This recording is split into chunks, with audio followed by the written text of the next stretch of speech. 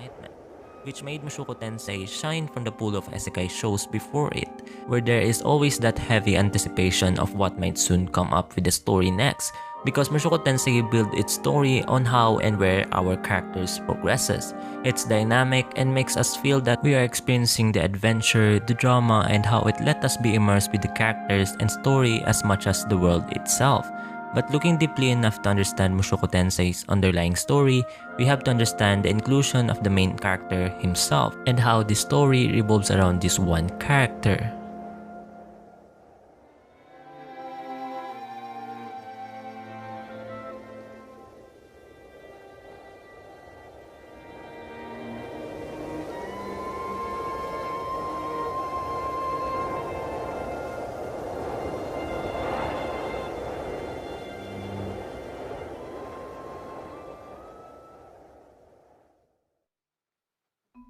Mushoku Tensei is an example of an isekai trope done right. The idea of reincarnation flows perfectly with this show, as it simply follows the continuous growth, events, and the character development of someone receiving a second chance in life, the life of our protagonist, Rudius Greyrat.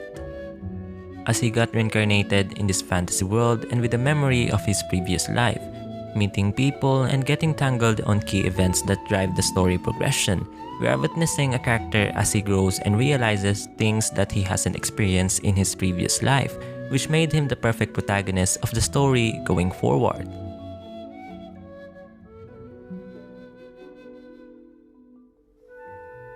Rudius, or to be specific, his original self, is not your run-of-the-mill isekai protagonist. He is in no way a Kirito clone, while in fact he is much worse than his previous incarnation in the genre. He isn't just a jobless NEET, but he is someone who is well over the territory of an ugly bastard and as someone who is a complete jerk,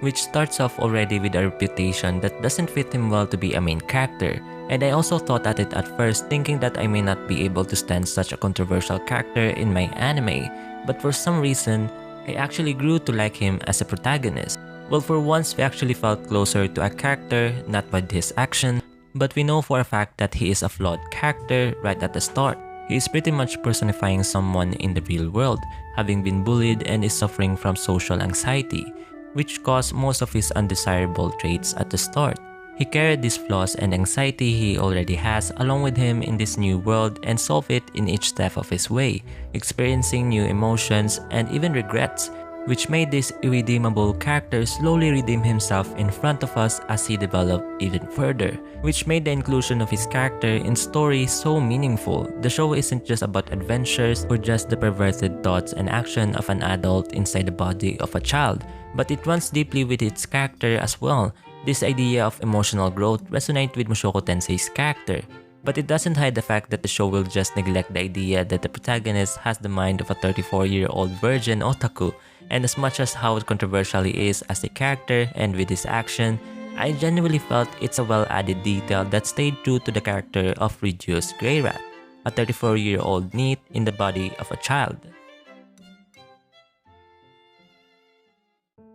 The characters that goes alongside Rudius in this fantasy world are also interesting and are well written, becoming a detail that would also resonate in the show's premise as it involves Rudius meeting these recurring characters throughout his adventures. And this premise of age progression on Mushoku Tensei made the show appealing as it wants us the viewers to look forward to the characters' growth throughout their time and experiences, a detail that some isekai shows will just neglect right at the start. Mushoku Tensei would go down as one of the most influential series in the medium of anime, spawning dozens of shows, mangas, and even other mediums of the otaku culture to be inspired by it. With the addition of its anime being faithfully adapted from the light novels, would definitely light hope to a genre that is currently a running joke in the community. Mushoku Tensei shows what potential in terms of visual, world building, and storytelling can the isekai genre achieve if done with care and thought. Shows like The Rising of the Shield Hero and ReZero are just some examples of isekai shows being made with careful thought with its world and storytelling that resonate with the community. Sure, there is some room for trashy isekai shows or just anime in general, as it what makes the medium so interesting. But the isekai genre can become a great concept, and Mushoku Tensei is definitely a show that brings that concept into a great anime and deserves its recognition as one of the best anime to be brought into the medium. The story, characters, and the world are just amazing. That made me check out and finish the light novels even before the anime even started, and reading through it gave me one of the most exciting, most emotional, and wholesome storytelling I ever encountered in the genre, and has deeply ingrained in my mind that this is why I love the medium. Some of the story arcs and world building that Mushoku Tensei shows later on are just epic, which I personally can't wait to be animated for other people to see the peak of storytelling that Mushoku Tensei can achieve, to go as far as saying that Mushoku Tensei will go down as the peak of what the Isekai genre can do, a true work of art.